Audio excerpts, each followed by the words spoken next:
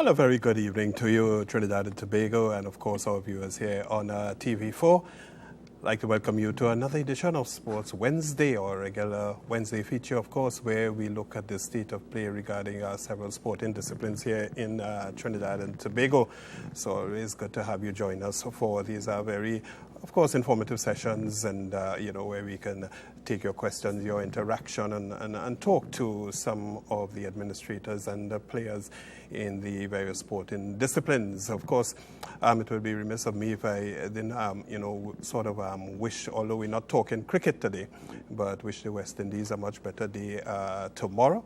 Of course, it was the start of the first test out there in beautiful Dominica today, and the West Indies closing the day at, being bowled out earlier today for 148 all out and 85 for 3 Australia at the close. And so, of course, it was not a day with a lot of runs on what has been described as a good batting pitch. But, of course, we hope that the West Indies can continue, consolidate tomorrow, get some early breakthroughs, and we'll see how it goes from there. But, of course, as I said, we're not talking cricket today. Actually, we're talking table tennis, and we have some men who have been in the forefront of the game for a number of years here in Trinidad and Tobago, and even throughout the region.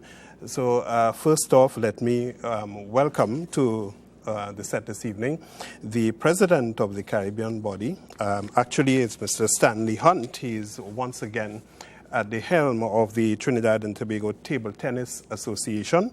He 2002 to 2007, he was the president of the Caribbean body, during which time he concurrently held the same position nationally here in TNT. And then to my far left is the educator, coach, and administrator. He's dubbed as Mr. Table Tennis. He is president of the South Zone of the Trinidad and Tobago Table Tennis Association, secretary from 2002, almost continuously, and head tournament referee for the Caribbean, and that's Bob Rupnarine. And if you're wondering who is the young gentleman in the middle of these two stalwarts of table tennis, he's Dylan Lee, and he's one of the top under 13 players in Trinidad and Tobago. So nice to have you here, of course, gentlemen. And Dylan, welcome to the program. Good to have you guesting with us and talking about table tennis this evening. Thank you, but first off, I know Stanley, as president, you have been involved in table tennis for a long time, and tell us a little bit about the state of the sport right now in Trinidad and Tobago and the Caribbean. Well, we are very optimistic now, and we think quite a few good things are happening. Within recent times, we have developed our website. It's ttt4tsana.org. Yes. And we have we are trying to do some archiving. Of course, you would recognize that table tennis is an Olympic sport established since 1944. And we have produced over the years a number of excellent players. We have foreign-based players and we have local players. But we are trying to concentrate and to get our local players up to that standard, because we have a number of young, very talented players now, both male and female players, and we have established an age group competition, and we are putting a lot of emphasis on national training. As long as you have national training and you take the kids and the young players through a certain protocol, then you would find that they are going to improve. And we are seeing that improvement. Recently we had Aaron Wilson, and he won the Caribbean Championships in Dominican Republic, where he defeated players from Puerto Rico, Dominican Republic, the rest of the Caribbean, and some of these players are well ranked in the world. So that was an achievement. We have not over the years had many Caribbean champions. Within my time, we have had only 2, Kenwin Small and now Aaron Wilson. Yes. So things are looking up that way. We're trying to put structure in place. We're trying to make sure that there's a national league in place. We're still looking for sponsors. We're also looking to have the government officials. They need the Ministry of Sport company. Yes. We want to make sure that they are on board with us and that they push the sport, because for far too long we have found that table tennis have been given very little, and we have to do very much with very little. Yes. And I mean, the officials are not paid. They have their jobs that they also have to. They have their families to maintain also. So and they're doing it. It's a purely voluntary. It's a work of love. Yes. Love for the sport, love for the youngsters who are coming up, and we want to make sure that the opportunities are given to them, and that they grow up in the right way. Yeah. So what we believe we are doing is, something that is useful to Trinidad and Tobago. It's not just about the health of persons. We have things within two categories. Within one category, we are dealing with getting new children and new people into the sport. But at the same time, we want to push our elite program. It's an Olympic sport. We want to get the Olympic medals. We want to be part of the sport company. And if we are part of the sport company, then it means you're taken a bit more seriously. And we think that that is essential for us as a sporting organization. Yeah. Well, Bobby, you have been president of the South Zone and, really involved in tennis for a very long time, dubbed Mr. Table Tennis. Tell us about your experiences, as an administrator, your perspective on how the sport has grown or not grown as you would have liked to see in Trinidad and Tobago. I became involved administratively at a very young age as an assistant secretary in the 80s. But really, I really plunged into the deep end when Stanley brought me in 2002.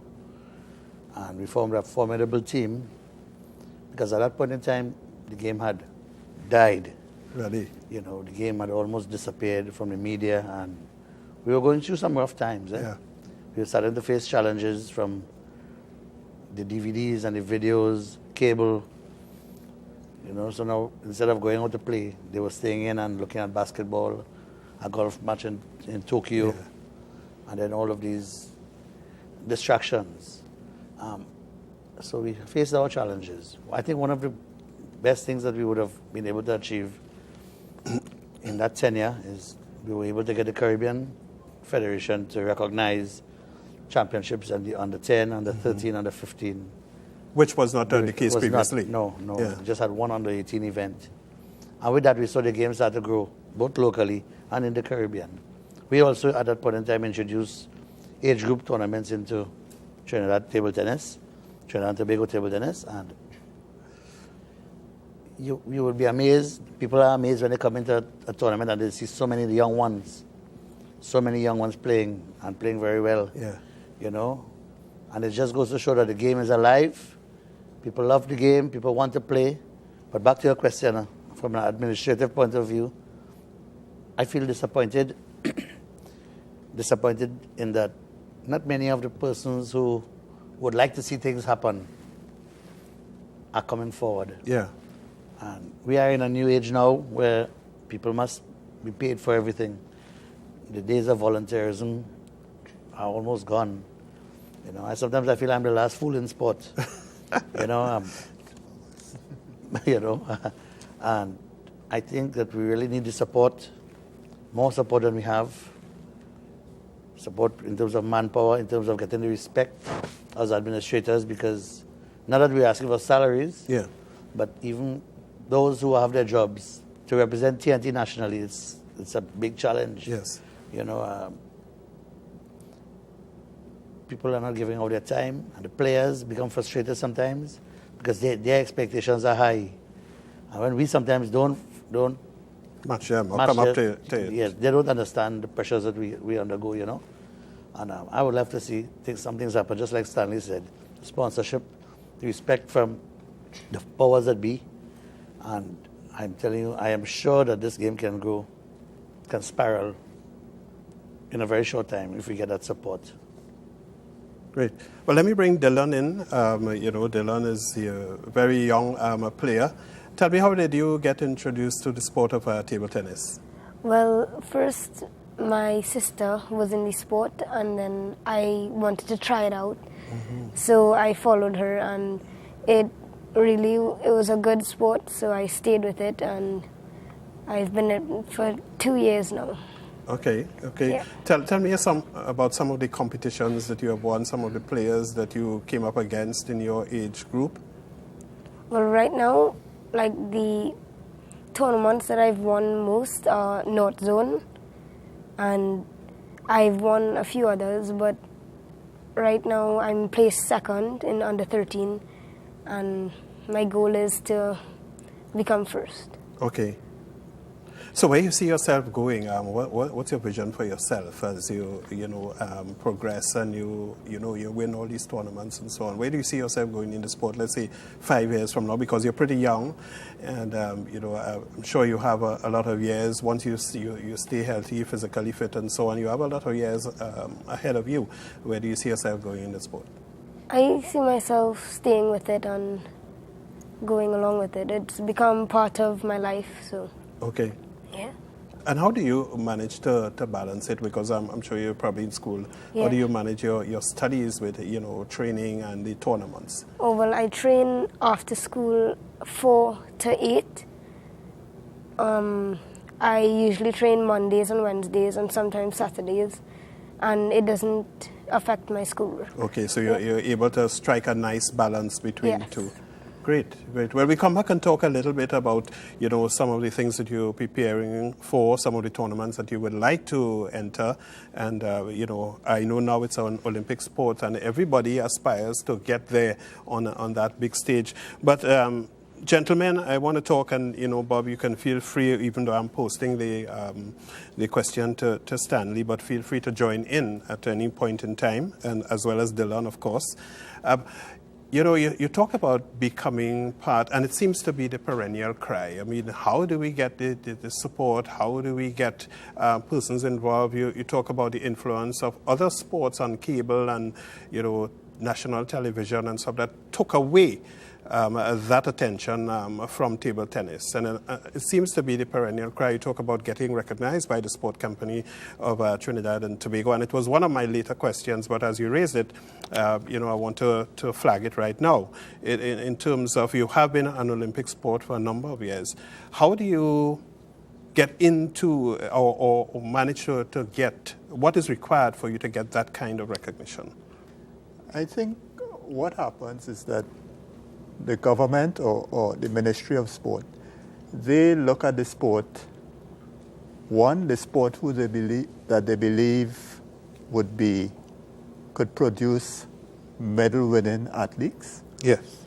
As against a sport that they feel would be good as a recreation sport. Mm-hmm. Those who they believe would produce medal-winning athletes should be in the sport company. But that is not always the case. What we have seen is there are sports that are there that, you don't see them as medal-winning athletes.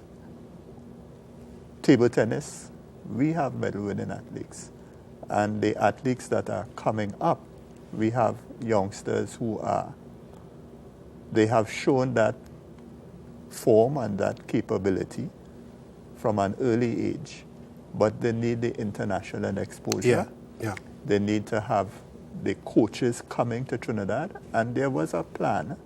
And we were very, very optimistic this year because there was a memorandum of understanding signed by the Prime Minister with the Chinese government. Yes. And we expected some Chinese coaches to be coming to Trinidad. And that has not materialized? No, it has not. What we did, all the planning for it, we submitted the information to the ministry, and we have not been told definitely that they are coming or that they are not coming, right? What we understand is that there were a few problems in that the 5 sports that they were looking at, 2 of the sports were sports that we really don't do very much of that in Trinidad, like diving and, synchronized swimming Yes. were 2 of the sports.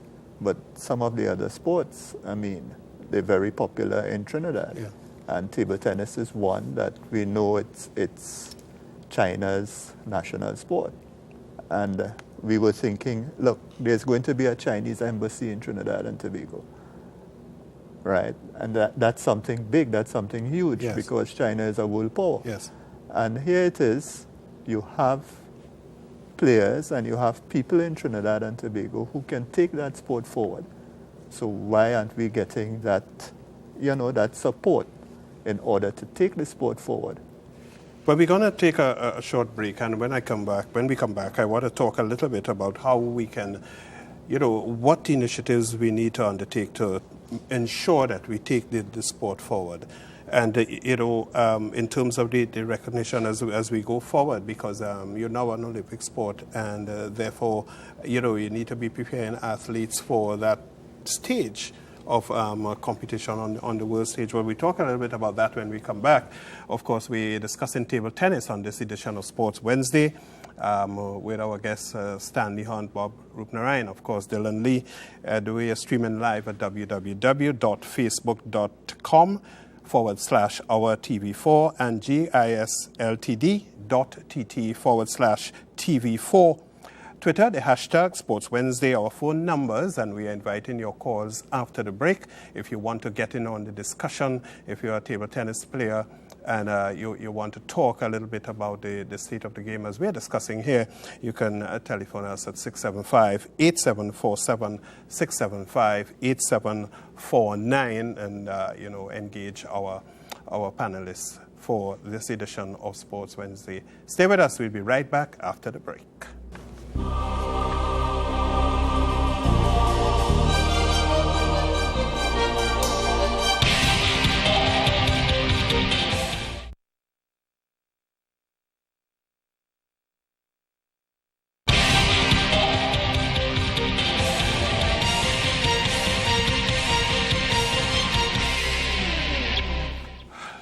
Welcome back to Sports Wednesday, and we're talking table tennis on this edition. Of course, my guests, Bob Rupnarayan, Stanley Hunt, and of course, Dylan Lee. Gentlemen, before we went to the break, we were talking about this whole recognition. Now, it is said that Trinidad and Tobago is cricket and football country. In your opinion, where does table tennis fit into that whole landscape? There must be some interaction. I remember going to school in Fatima, and the fact that I was a table tennis player, they would want me to feel in the slips or under the bat because they knew that my reflexes were pretty sharp. Yes. So there is always some interrelation with the sport. And if you look at some of the best cricketers, Brian Lara, very good table tennis player, Charlie Davis, Maurice Foster, and many of the cricketers, they are also excellent table tennis players. So we need to, there is that interrelation. It is cricket and football country, yes. But there are times when, for instance, with table tennis, it does not cost as much to play table tennis as it would cost to play football and cricket. That has changed a bit because all the sports are getting a bit more expensive. The equipment is a bit more expensive now. And we have to look at that. What are the essential differences between lawn tennis? Because I know this morphed from lawn tennis. What's the difference, the basic difference? Outside of outside courts, and now you have indoor courts, such as we're building at the tennis center in Tacarigua. One of the big differences is that lawn tennis, no tennis, is better for the spectators because you have a big court and you can stay a pretty good distance away and follow the game. The table tennis ball is small, and the speed of the game is so fantastic. Sometimes in a rally you could actually lose the ball. Yes. It's just going across that net so fast. Yeah. So I think table tennis suffers from that a bit in terms of catching the spectator. It's a game that requires more reflexes. It's a game that requires as much physical conditioning, yes.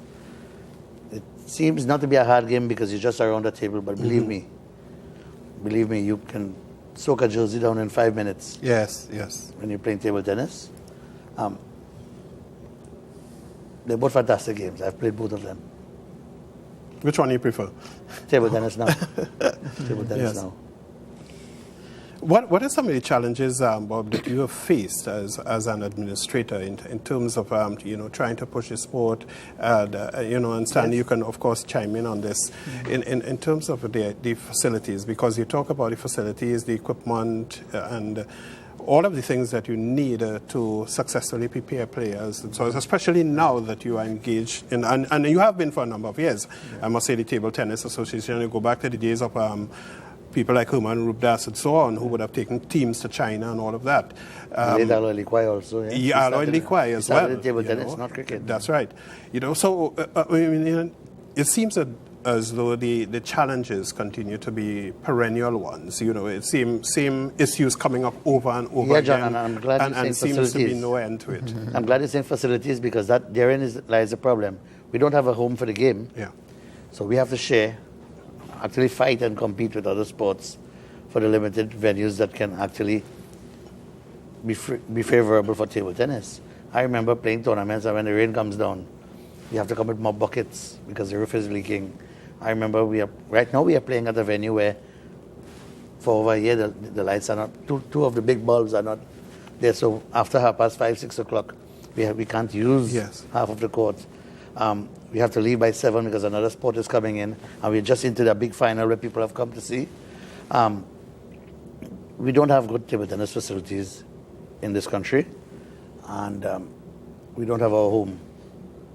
And that is really, you hit the nail on the head when you brought that up. That is really what's keeping us back. We can't have ongoing training. We can't have tournaments as we want to have tournaments.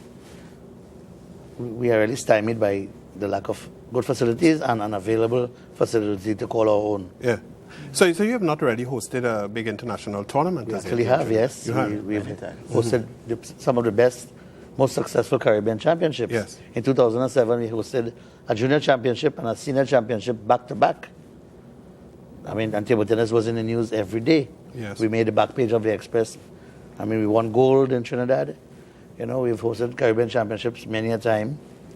And I can tell you from first hand, I'm the one who runs the tournaments, Administratively, we are capable of doing it. But again, the facilities. Yeah. Right. Now, the problem with the facilities also, years ago, table tennis, cricket, football, they were the main sports. Yes. Now you have over 50 sports competing for the same facilities. And for the same resources. And the same resources, of course. Now, what you find is to use any facility, now you need to pay to use the facility. That is a problem because they are, again, limited resources. What needs to be done is you need to have a facility where at any given time you can have training. You can have a tournament. It is your facility. When you don't have, you cannot schedule anything. That is a problem because then you are not able to take the sport to the next level because you are competing with community centers with people who have other programs, whether it be church, and you will be surprised at the number of things that happen at these facilities that are not sport related. Not sport related. And we have to be competing with these activities. So it is a problem until we can have, and we have indicated to them, look, all we want a piece of land where we can put down 10 tables. We will do the building. We will raise the funding for it. Give us that piece of land somewhere central that we can put down a facility ourselves. And that means that at any given time you can go in there, practice. You can have different teams practicing. You can host events. And it doesn't have to be a facility like the cycling center, because these facilities, they're running into gigantic costs. Yes, yeah. Because you have the to maintenance alone maintain is these really, facilities. costs You a lot. need, do like Barbados. Yeah. Do something simple Yeah. where you can have 6, 8, 10 tables. But it's not a facility that is going to cost you A lot. $20 million. Yes. You know, you can have something built for $1 or $2 million. And then the sport will be able to move forward. Dylan, as a young player, do you find it difficult to train and so on with the facilities that are presently available? Sometimes, like when we're doing tournaments, the same as when they have water dripping from the ceilings and you have to put buckets. That's one thing. And in terms of your own training and preparation for tournaments, what could tell me a little bit about the kind of training that you will go through? Do you do like a lot of weight training to increase your strength, for example? What kinds of training? How do you prepare, for example, for a tournament? We do a lot of physical, like 15 minutes physical every session, and then we go into playing. And then we do shadow play, which is like literally doing your strokes, Yes. but without the ball, so to improve them. Yes. Yeah. Yeah, yeah.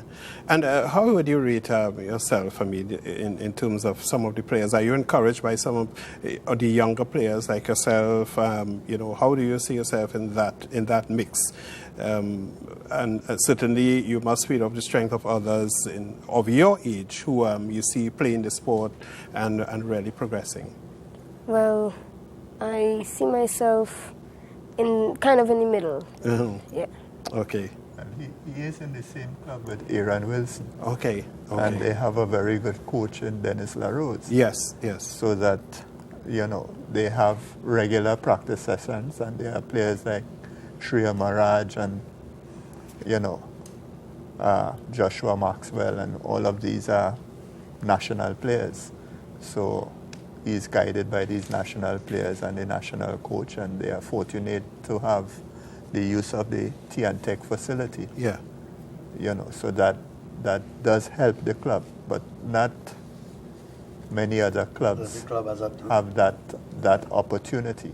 Well, as you talk about the clubs, I was going to ask you, how is the National Tennis Association, how are you organized nationally so that you administer the sport? You have different clubs, leagues, or nationally throughout the country. Do these clubs or all leagues, have their own administrative structure? Yes. How is it administered? What we have 5 zones. We have the North Zone, the South Zone, the East Zone, we have the Central Zone and the Tobago Zone. In those 5 zones, there are probably about 36 clubs. Okay. And, the minimum number of clubs that they can have within a zone would be 6. So based on that, there's a president and a secretary, a treasurer, there's an administrative arm in each of the zones. And the zones operate and supposed to have activities within that zone. Yeah. Recently, we have come up with a plan where we want the zones to do development themselves. And we are asking each zone to do development. And we are saying we're going to take some of the funding that we get nationally and give to the zones specifically for development. Yeah. Unfortunately, the funding that we have is very limited at present. Right. So we are hoping that with a little more, with an increased funding, we can give more to the zones to do that development and get more players on board. Right. Well, I want to develop that when we come back, but we have a caller from St. Joseph. Good evening, caller. Welcome to the program. Yes, good afternoon to the panel. This is Lionel Darkile. Okay. Could you, Lionel, could you turn the volume on your TV down just a bit? Yeah, We're getting sure. a bit of feedback. Yeah, sure. Yeah, Sorry about that. Yeah, that's okay. Go ahead. Yes, I'm just calling. I agree with the panel, Stanley and Bob. We don't only need 10 tables, a venue with 10 tables. We need a venue with 20 tables. You Okay. understand? Because we have a lot of table tennis players right now. A lot. You understand? 10 tables is too lenient, Stanley. We need And to we start want a somewhere. venue, where we can come every day and practice, because I still play competitive, Yeah, I still play competitive. We need a venue where we can go and practice every day. Call a home for table tennis. This is our home. We can go any time of the day or the night and practice. This is the only way that tennis is going to be developed in Trinidad and Tobago. Yeah. Because a lot of people are very keen. But when you go to a venue, sometimes you go to a community center, they might have some other activities going on, you can't practice, So we need a venue, and I agree with them. Yeah, it's years now we have been pressing for this from the government. From government to government, we never received that. So I hope that they will give us a venue. Yeah. Give table tennis a venue, give table tennis a home, so we can say that that's our home. All right, thank you, All right. gentlemen. Thank you. And continue the good work. Thank you, Lionel, for your contribution. And of course, it's good to see that you are still playing the sport. And gentlemen, this is a sport that you can play even at an advanced age. I remember guys like David Brewster and so on, playing, literally up to the end of his life, playing right. sport And actively, a high level. table tennis. But he talked about the facility. He talked about, exactly what we touched on earlier on. And over the years, the sport is less than 100 years old. From my research, 1926, and I think you said in the 40s it became Olympic. 44. 1944 in Trinidad. In Trinidad, yeah. Internationally, it has been, I think, 1926. But as a federation, you've been around for a while. Has representation been made to the sports company, the Ministry of Sport? Do you interact with the Ministry of Sport in terms of the needs? What has been the response? Are there plans on the drawing board to give table tennis a home, or the facilities that you require for the sport? Now, every year, subvention request is put in. And in this subvention request, we always speak about a home for the sport. Yeah. What tends to be happening is there is talk of sharing a facility, which really doesn't make much sense to us, because if you And put us sharing, in... sharing you talk about is that's with another sporting discipline? Or? Yes. Okay. Right? There is talk about that, but they are looking at a concept where in England, the cycling facility, what they do when there's not cycling, the center area can be used for table tennis. But the type of cycling court that has been built here, where we know that all the top cyclists are going to be here to come to break world records. Yeah. And if I have a facility like that, I will be cycling every day. So when is there going to be time for tennis. table tennis Yes. to be there? It just doesn't seem to be practical. Unworkable. Right? Even, we speak about having an area where you have an office, you have office space. And they have spoken about maybe they will offer some space there that you can have a permanent office, Years ago, they told us that CRISA would have been our home for sport. And in the beginning, we were told that anything we want at CRISA, that's fine. We will get it. Over the years, as governments change and new people come in, now we find that we have to book. And then you can only book for 3 months. Okay. Because they don't know what is going to happen later down in the year. So it makes it very difficult to us to plan do any type of scheduling, because you're having a national league and we can only find out up to the end of June the availability of the venue. Yeah.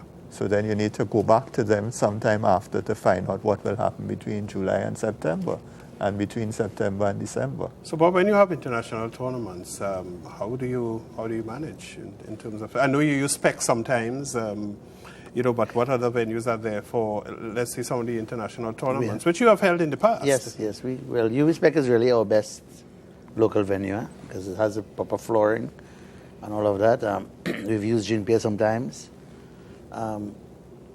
It's a struggle, It's a struggle. It really is a struggle to get the manpower to sit with us, to work a tournament all day for 5 days. It's a struggle. As Stanley said, it's just pure love. Yes. And we do face similar problems in the Caribbean. Guyana, the English-speaking countries, I think, are backward. In the Caribbean, the Spanish-speaking countries have gone way ahead of us. Puerto Rico, Santo Domingo, that's in Dominican Republic. They have huge facilities. They have structure. Their personnel are paid for everything that they do. I think we are still in the Stone Ages in terms of an administrative structure that can take the game forward. Yes. Well, we're talking table tennis on this edition of Sports Wednesday. Of course, with my guest in studio, Stanley Hunt, the president of the Table Tennis Association of Trinidad and Tobago, administrator par excellence, Bob Roopnaraine, and of course, young under 13 player, one of the top in the country at the moment, Dylan Lee.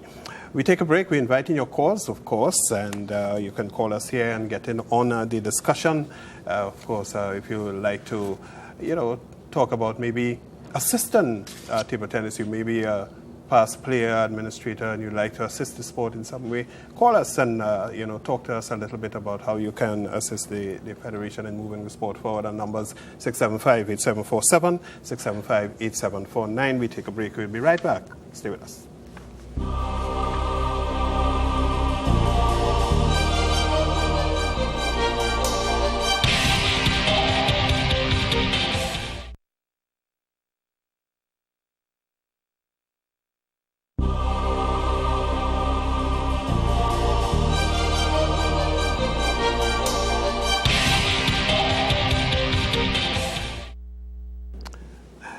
Welcome back to Sports Wednesday, and we're talking table tennis on this edition. And of course, we have our guests in studio, Bob Roopnaraine, Stanley Hunt, and Dylan Lee. Dylan, I wanted to talk to you a little bit about your preparation for tournaments. I mean, you how many days a week you practice, and what kind of exercise regime what kind of training you go through with your coaches?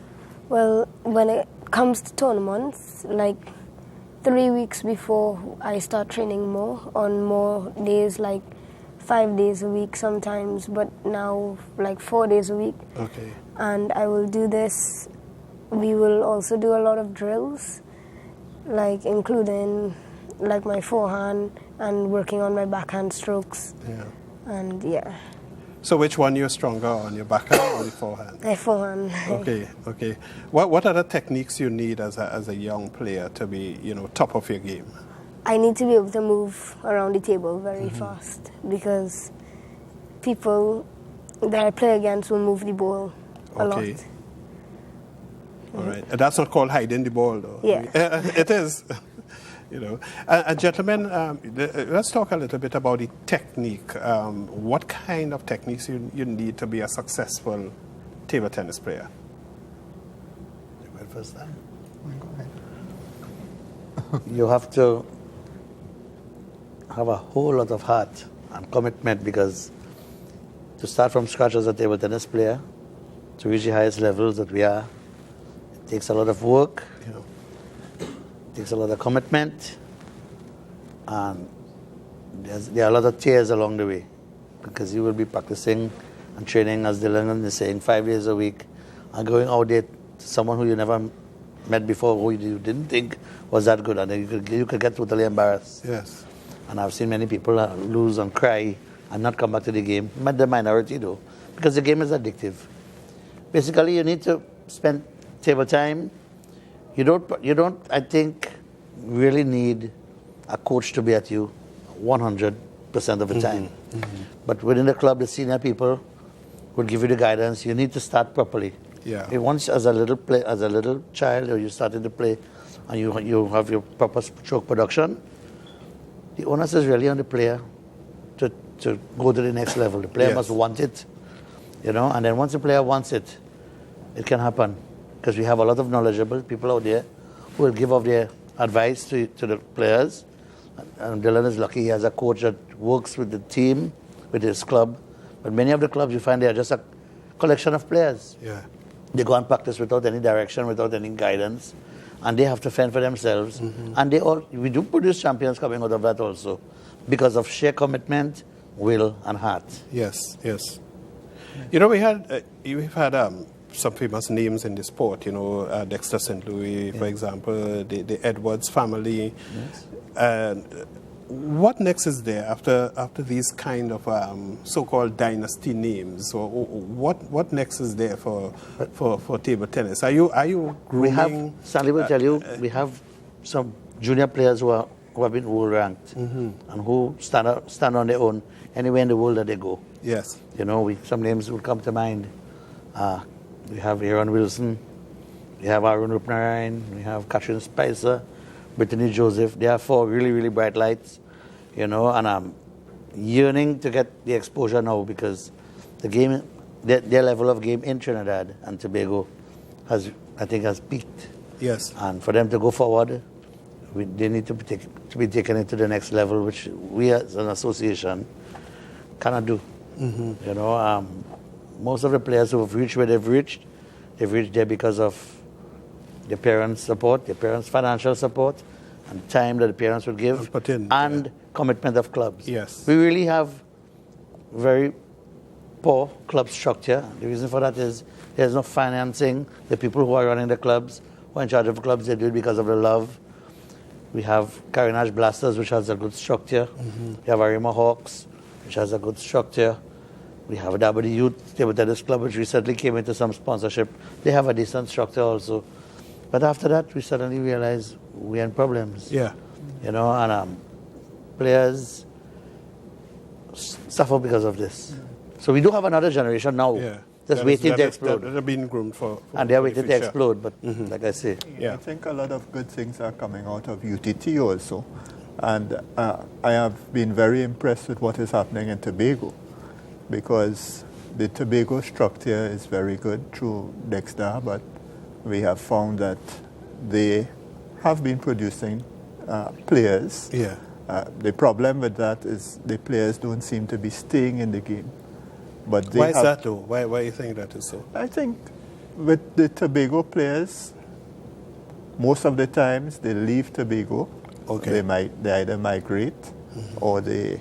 And then they lost. They will lose interest in yes. They're probably going into professions or whatever. Yeah. Right?